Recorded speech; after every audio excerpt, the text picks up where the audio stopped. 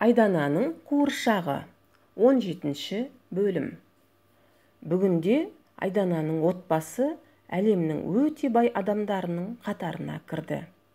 Себебі Айдана мен оның әкесінің зерттеу мақалалары өте орынды әрі таза еңбегі сіңген жұмыстар еді.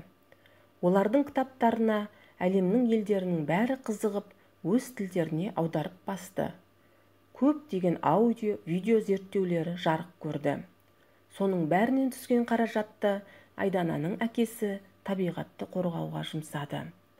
Араға жылдар салып, Айдана ата-анасы ағасымен бірге баяғы өзі қуыршағымен кездесетін теңіз жағасына демалуға барды.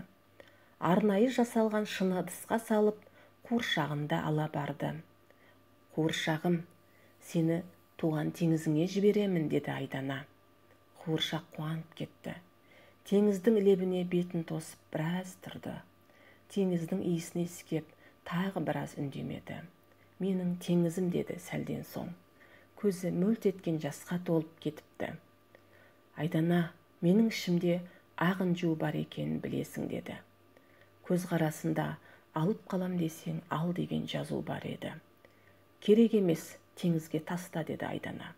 Оның теңізге тастағанша да біраз уақыт өтер деп күрсінді қуыршақ. Уақыт өте келе, келесі ұрпақ інжу тасын табиғаттан іздеуді түсінеді. Таза құндылық сол екенін біледі. Қазіргі ортасы синтетика, сырты перламутр, жартылай жасанды, жартылай табиғи дүбәраға елікпейді. Қаншама адам мен ұлудың көз жасымен келген әдеміліктен қашатын салиқалы, сауатты ұрпақ келеді. Біз сол жолда аянбай еңбек етеміз.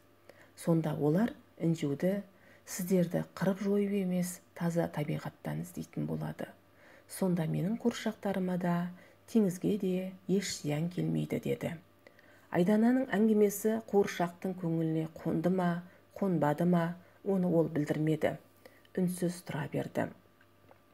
«Ал қуыршағым, біраз серік болып, өмірде өз жолымды табуыма көмектескенің үшін саған алғыс айтамын», деп Айдана қуыршағын сүйді. Сүйді де оны көк теңізге жіберді. Жағаға жеңіл соққан толқын қуыршақты бірде жақындатып, бірде алыстатып алып бара жатты. «Қош бол», деп күбірледі Айдана. «Қош бол», деді әкесі. «Қош бол, балақай», деді анасы. «Қош бол, менің қарындасымның қуыршағы», деді ағасы. Бұл жолы олар теңізге 5 болып келіп, жағада 4 болып қалып бара жатты. 17-ші бөлімнің соңы. Ертегінің соңы.